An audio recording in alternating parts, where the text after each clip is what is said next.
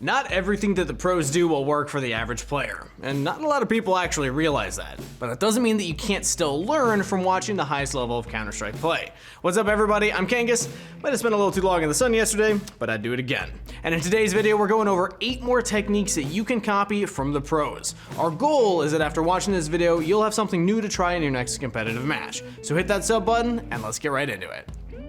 Now this first one might sound kind of weird at first glance, but hear me out. In certain situations, you should try using your incendiary grenades in order to cancel out a smoke from the enemy team. The reason you want to do this is to prevent the smoke from landing where your opponents wanted it to, potentially leaving a gap for you to see through as they cross. A great example of this is in Window on Mirage. It's pretty common for the terrorists to throw a window smoke from their spawn so they can get out mid quickly and take that map control. So by throwing your incendiary in the side of the window, you can make sure their smoke lands on the side and create a large gap where you can pick off any unsuspecting terrorists trying to get out into middle. Another map you can use this trick on in a regular basis is Nuke. On Nuke, an extremely common tactic is to throw smokes outside so that the terrorists can cross into secret without being seen by the CTs. If you were to throw an incendiary grenade towards the red box outside, you would force one of the cross smokes to land short of its destination, creating a large gap for when the terrorists try to cross. They can always re-smoke before they cross, but that results in them using their grenades earlier in the round, and they won't have that many left for the after plant. Next time the enemy team is always trying to use their smokes early in the round, use your incendiaries to shut them down. And before we continue, let's go over our question of the day. Today's question is, who is your favorite pro player to watch? There's too many great options for me to pick just one, so I'm curious to hear what you have to say in the comments down below.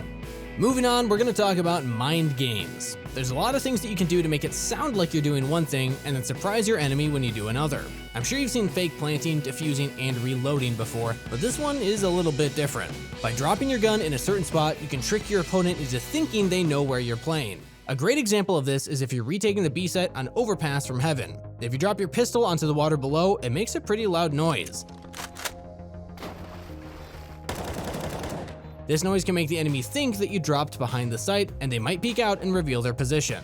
Since they won't be looking at Heaven, if you react fast enough, you should be able to grab an easy kill and clutch out the round. Not everyone will fall for this trick, but you'd be surprised how many people actually do. Using little tricks like this to win clutches is nice, but you should also be able to win these sort of situations normally as well. So if you feel like you struggle with clutching, you can head over to ProGuides.com and book a session with one of our expert coaches. Clutching is something that's not really possible to explain in video format, and it's highly personal as well. But by looking at it together with a coach, they can review your play and give you some pointers on where you're weak and where your strong points are. That, along with some of the personal tips that a coach can give you, will give you all the clutching fundamentals in order to guarantee you win your upcoming matches.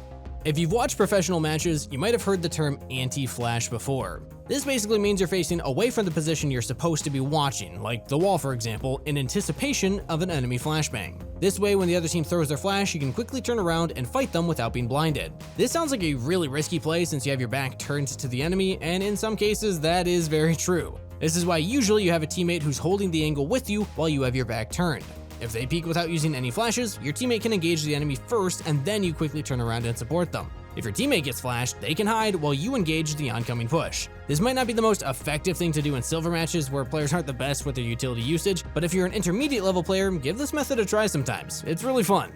Communication is extremely important, and I mean that. Giving out as much information as you can while shutting up and letting your teammates listen for sound cues can be difficult if you're not an experienced player. One way you can improve your comms in pre-made stacks or teams is using code words that describe an entire process. For example, if you want a flash for a teammate to peek into an area for information, instead of saying, "I have flash ready, just call for it," you can use a code word such as pinned or even primed to say the same thing. Another example would be using a code word for your teammates to stay alive while you go for a flank. Instead of telling your teammates, "Stay alive guys, I'm trying to flank them," you can use a code word like stall to convey the same message. Obviously this is something you have to work out beforehand with your friends or teammates, but establishing code words like this can really help you clean up some comms while there's a lot going on at the same time. While the other team is pushing into a site, there can be a lot of confusion, so you want to keep it short and simple. Try to develop some code words with your friends and leave a comment telling us how it went.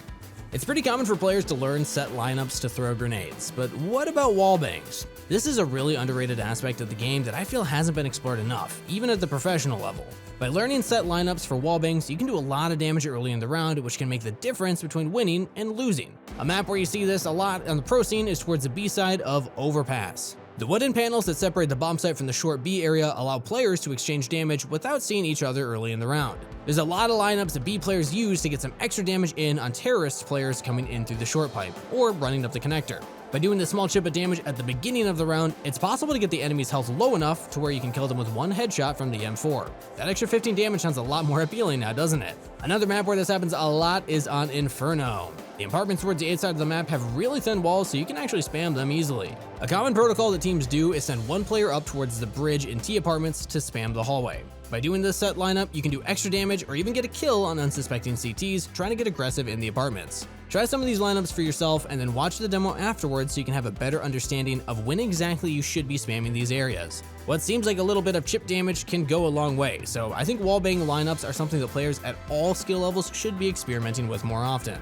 This next tip is something that you can easily set up with a friend to net you some free kills. Using Crossfires is a great way to catch the enemies off guard and shut down a push. A crossfire is basically when you and a teammate are holding the same angle from two different positions. The reason you do this is so that you can guarantee kills against an enemy push, even if the enemy has insanely good aim.